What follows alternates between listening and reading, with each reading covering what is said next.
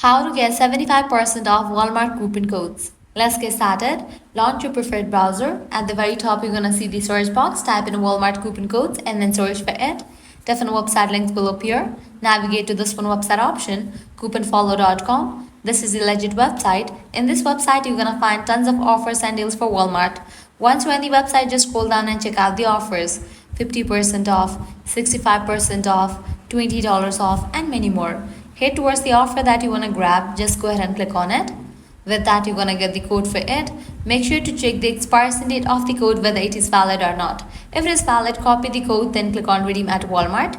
You will be directed to the official website of it.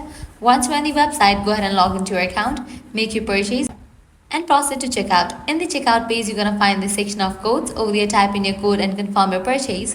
With that, you're gonna get the discount in your purchase. Likewise, you can also give a try to other offers, as in this website, you're gonna find tons of offers and deals for Walmart.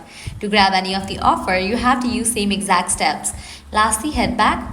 Once you're in this website section, you can also give a try to this one website, Groupon, as this is also the genuine website where you're gonna find tons of amazing offers and deals for Walmart.